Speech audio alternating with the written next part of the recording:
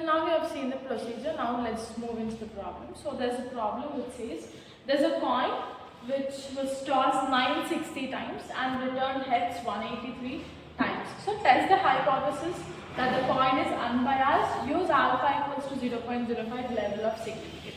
So here he's just asking you whether the coin was tossed 960 and then is the head 180 times or not, and whether the coin is biased or not. So here the information that you have to see is what is n omega. So what is your n? N is equals to 960. And coming to your x, so what is actually x? What are the number of times which occurred? So here he is mentioning heads. So how many times have you got heads? You got 183 times. So your x will be equals to 183. So here in large samples, your mu will be equals to np and your sigma will be equals to under root np. So as we already know n, now comes what is p and what is q. What is p generally? The probability that we have seen in probability.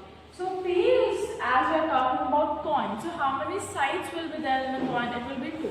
So p is equals to, as we are talking about 1, that is heads, that is 1 by 2. Okay, I here p is equals to 1 by 2. So number of, what is the number that we actually got by total number of outcomes. So and q will be is equals to 1 minus p. Why are we taking 1 minus p? Because total probability is equals to 1. That is p plus q will be equals to 1. So as we want q value, q will be equals to 1 minus p. So what is p? 1 by 1 minus 1 by 2. Obviously this will also be 1 by 2. We can even write as decimals, that is 0.5. So now comes to your steps. What are the steps involved in testing of hypothesis? Step 1 is obviously null hypothesis. Step 2 is alternate hypothesis. What is step 2? Step 2 is alternate hypothesis. And step 3 is level of significance. Step 4 is test statistic. And step 5 is your conclusion. So what is step 1? Whatever that we gave in the question, that is generally of no difference. So H naught, that is denoted with, null hypothesis is denoted with H naught. So in the question he is talking about the coin. So what is he actually mentioning? The coin is unbiased. So whatever he gave, we'll just write it in the question that the coin is, I'm just writing it unbiased. Unbiased. Okay, H naught is the coin is unbiased. And alternate hypothesis is denoted with H1 as it contradicts what the null hypothesis. So we are going to take H1 is the coin is biased. The coin is biased. Am I clear? So as he mentioned bias, that is generally not equals to type. So whenever he mentions greater than or less than, then it will come under one-tailed test. So generally this now is a two-tailed test. So based upon one-tailed and two-tailed, we are going to take the values of Z alpha, that is your critical value. So what is LOS?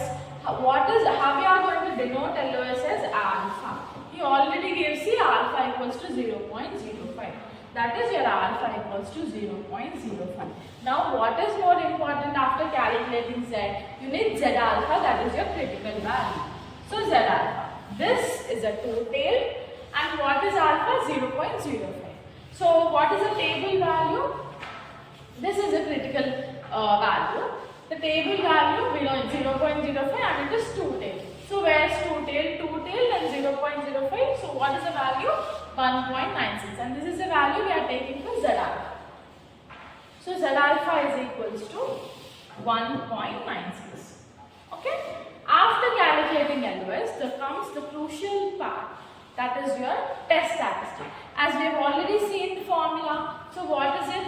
Z is equals to x minus mu by sigma. So everything is already there. What is x? 183.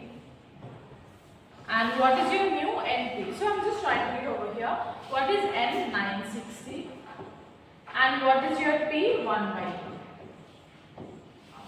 2. Go. So 960 into 1 by 2 will be your 480. So what is your n value? Mu value? Mu value is 183 minus 480. By now comes is sigma.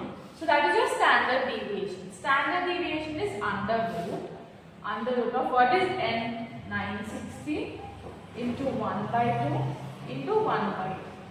So obviously we know it is 480, and when you cancel this will be 240. So under root 240 is 15.04.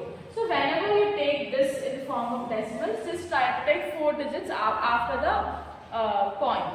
So that is 15.0499. So this is your standard deviation value. Just substitute and let's see what happens. So it's 15.0499. So 183 minus 480 by 15.0449. If you have a scientific calculation, please just calculate in that. This will approximately be minus 19.7343. So, and one more thing, we already know the probability value of the normal value will not be in negatives. So in the formula, as we have already seen in the procedure, there we have put mod z. So here the mod z value will be equals to 19.7343. Okay, how will we actually conclude? By taking z, that is the calculated z value, and the critical value of z.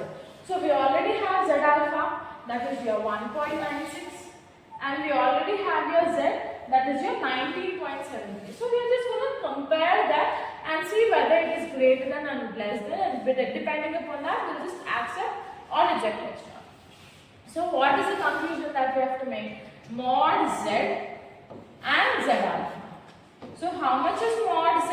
19.7343. And what is your z alpha? That is 1.96. So 19.7 is obviously greater than 1.96. And so by this we can conclude that mod z is strictly greater than z alpha. As we have already seen in the procedure, how is that we are going to conclude? Whenever it is greater than, we are going to reject H0. What is that? Reject H0. So if you reject H0, what is the ultimate conclusion? That the coin is biased. Therefore, we can conclude that a coin when tossed 960 times and returned head 183 times, this, whatever is there the coin is biased. So we are going to reject H0 and we are going to accept H1. So in the next videos, we'll just see further problems. Please do like, share and subscribe to my channel.